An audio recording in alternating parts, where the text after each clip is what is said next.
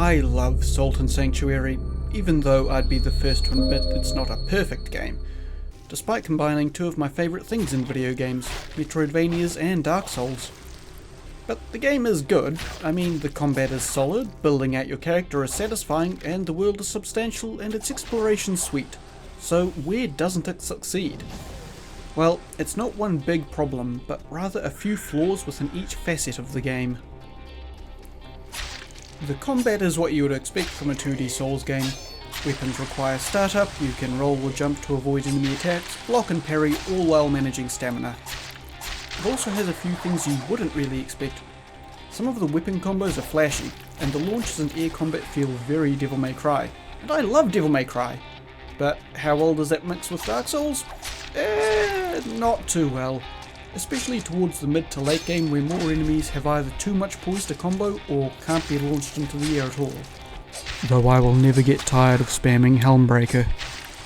Melee combat is straightforward. You swing your weapon and if the enemy is in range they get smacked, or slashed or stabbed. It feels good, and while some weapon types or individual weapons feel better than others, nothing feels bad. As for ranged options, there's more to dig into, for better or worse. To start with, you have bows, which behave how you would expect them to, minus the floating in midair during an attack, and...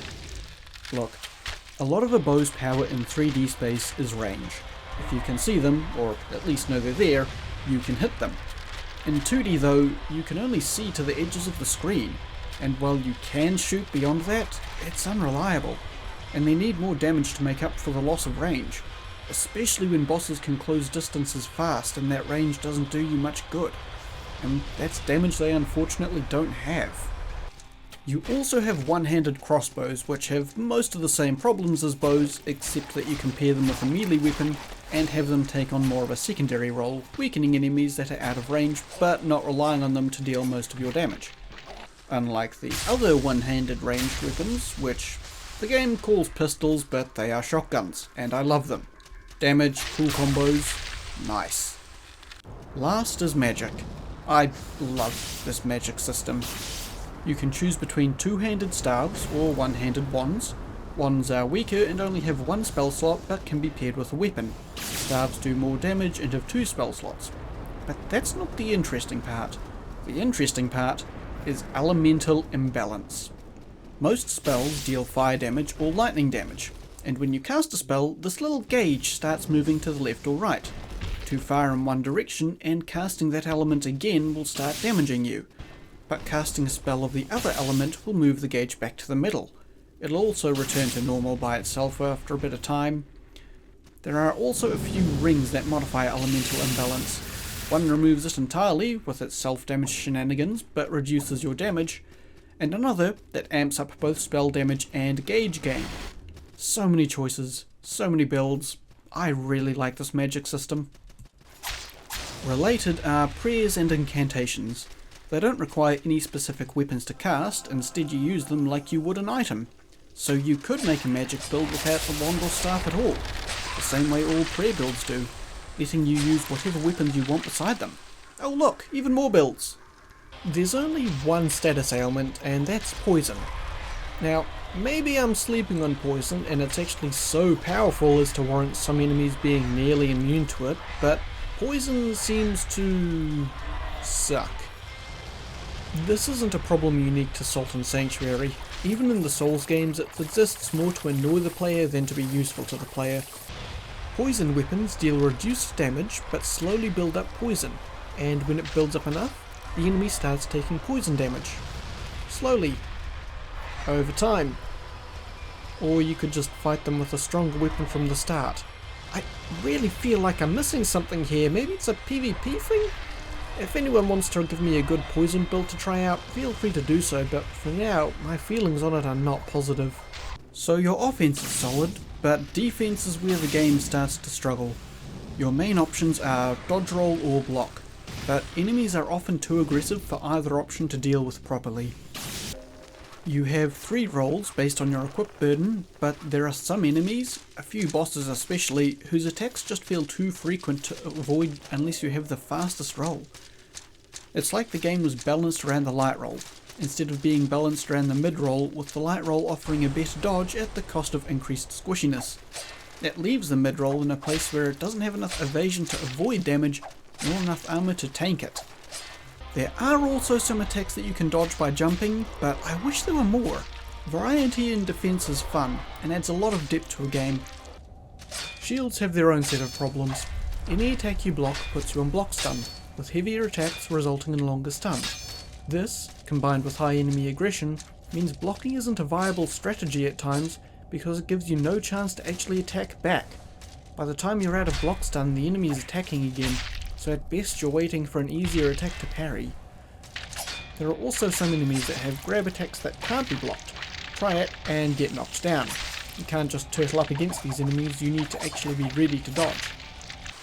So while there are a few enemies shields work well against, they have so many weaknesses and grabs are the only interesting one. Your last defensive option is a parry. It isn't shield specific, anything that can block can also parry. Except great shields, they have a bash that's good against blocking enemies, anyway, parrying. Time it right and you get a follow-up attack for massive damage. So, what happens when you miss a parry or fail to dodge or block?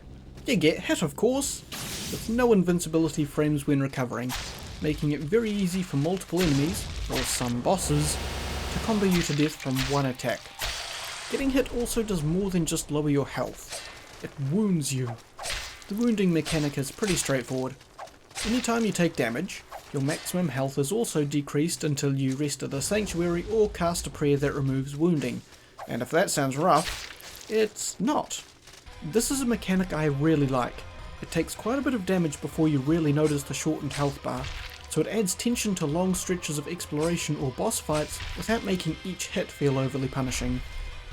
There's also an exhaustion mechanic. Perform a bunch of actions or cast a few spells and your max stamina is reduced.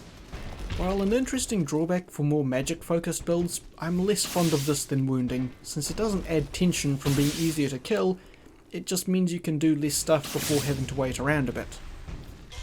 When you die, one of two things can happen. If an enemy kills you, they nick your salt. Bosses return it after dealing a percentage of their health, but regular enemies need to be killed. Easier said than done, given that the enemy that last killed you now has a health buff. It's a different story, however, if you die from environmental damage. Then, your accumulated salt will turn into this bat thing roughly where you died, and you have to kill it to get it back, while it tries to either poison you or fly off screen for some reason. All flying enemies do this. They abuse their no-clip privileges and it wastes so much time. If it wasn't clear in the magic section, part of why I love RPGs is the replayability that comes from choosing different skills, weapons, stats, how you build out different characters, whether you're trying something new or replaying a favourite. And the build variety in Salt and Sanctuary is part of why I keep coming back every so often.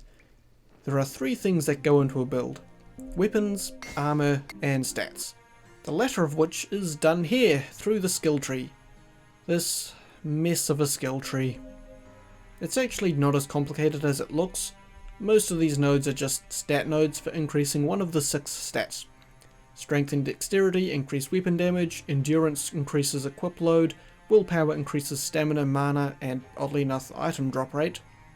Magic and wisdom improve the effects of spells and prayers respectively. There is no separate stat for health, it just increases with every level you get. There are also nodes which increase the number of healing or mana potions you have, and nodes which affect what kinds of weapons, armor, and spells you can equip. Leveling nodes is done with black pearls, which you mostly get by leveling up, though there are a few scattered around the world. That's how it works, so what are my problems with it? Well, it doesn't use its tree properties, since you can basically always get what you want, and there are no unique perks that encourage you to go down different paths. It's not much more than a glorified stat sheet. The only thing this tree really lets the developers do is this rather messy lore dump. Each node has a bit of lore written on it, but there's no consistency here. It's like they wrote all the lore on a sheet of paper, cut it up, spread it around, and stuck each piece to a node. I tried to read it once, but you would need to make a spreadsheet to try and decipher it. Like it was designed exclusively for someone on YouTube to explain what the lore is. I don't know why it's like this. The bestiary is a great source of lore, but this just does not work. Just worry about the stats. Worry very hard about the stats because weapon scaling is extremely powerful in this game. You want to get your main damage stat to 50, since even a weak E scaling can result in a 71% damage increase, while the higher S scaling can multiply your damage by over 5 times. While I love seeing big damage numbers, there are problems with so much of your power coming from scaling. Instead of choosing between just meeting the stat requirements and then increasing your defensive stats, or hitting the soft caps for optimal damage, there's a heavy incentive to always hit the soft cap, reducing build diversity. So why is scaling so strong? If I had to guess, it's because of how elemental buffs work, and to the devs' credit, I think this is a cool idea. Every enemy has elemental weaknesses and resistance, and you can temporarily buff your weapon with elemental damage using spells or consumables. But how much damage do you get? You get your weapon's base damage added as elemental damage. So a low damage, high scaling weapon essentially goes from times 6 to times 7 base damage, whereas high base damage, low scaling weapons go from 1.7 to 2.7, a relatively much bigger increase. Consider that weapons with high class requirements tend to have lower base damage and higher scaling, giving them higher total damage. I think the idea here was to make lower class weapons still feel viable through more powerful buffs, giving them a bit more flexibility. Though honestly it may have gone too far given how easy it is to maintain a stack of buff items. You could make a case for high base damage being more important than scaling. There are some other diversity problems as well. Weapons can have modifiers, but it kinda just boils down to fast hitter good, slow hitter bad, everything else fine. Combined with the fact that most weapons don't have unique movesets, and that some weapon types like spears and halberds have very similar movesets, and it means a lot of weapons can feel very samey. Not helped by the fact that you're going to be aiming for the soft cap, so damage is going to be quite similar between weapons. I guess the point I'm trying to make is that weapons needed more to distinguish themselves from each other, and scaling and weapon balance could have used a few more adjustments. The last part of a build is armor. There are two things to consider with armor: the stats and the fashion. Appearance is completely subjective, but you'll find some sets you like the look of, and if you don't, maybe you just care about the stats. How much defense does this armor provide? How much does it weigh? Does it have any other benefits? I hope you're not a min-maxer, because armor upgrading is a thing and it's a pain. It doesn't feel good swapping out your plus 4 armor for some unupgraded armor just because it has higher magic resistance or something, but it's also not worth the time upgrading that new armor either. One last thing about gear. There's a transmutation system that lets you create new gear by combining old gear with a monster part and a transmutation item. This is generally how you get higher class weapons, which usually need an item dropped by a boss. So, boss weapons. It's a good system, could have used some more armor maybe, and really the only problem is that you're given way too many transmutation materials. Even if all your weapons and armor come from transmutation, that's 6 items you'll need in total, and you'll get more than that just from pickups around the world. Then they can all be farmed from at least one enemy. So yeah, this isn't bad, it just feels like a waste. Now, as bad as the structure of this rant has been so far, this is where I go full stream of consciousness, side tangents and all, much like how you explore the world. It has a Metroidvania thing going on, where one path will lead to a dead end that can be later overcome using a new item or ability from a different path. The abilities themselves are a bit of a mixed bag in terms of quality.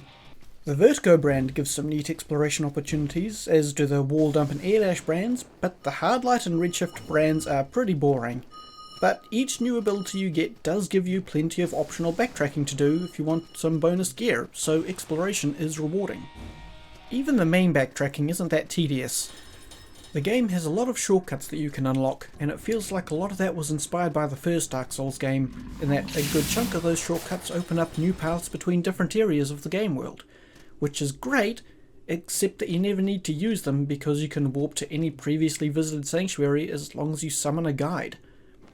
Each sanctuary can have up to 4 summoned NPCs. They all provide a different service and a buff for that area.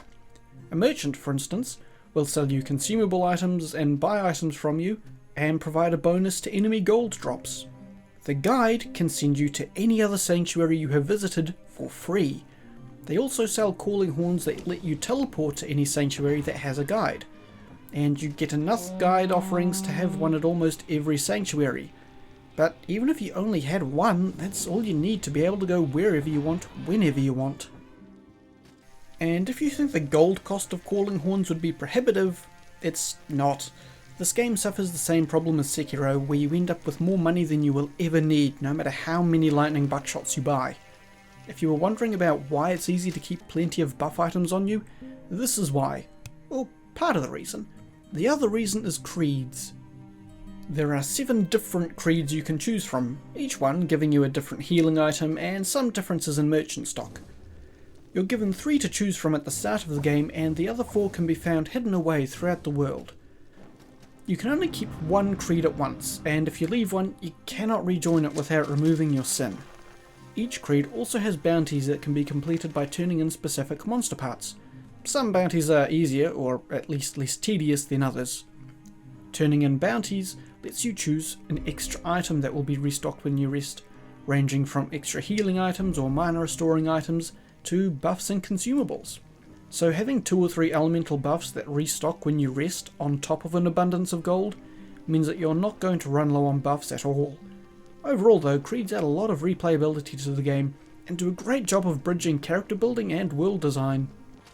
Back to traversing the world, the path you can take is linear up until the Red Hall of Cages, where the game opens up with plenty of different paths to take, though you'll need to do most of them eventually.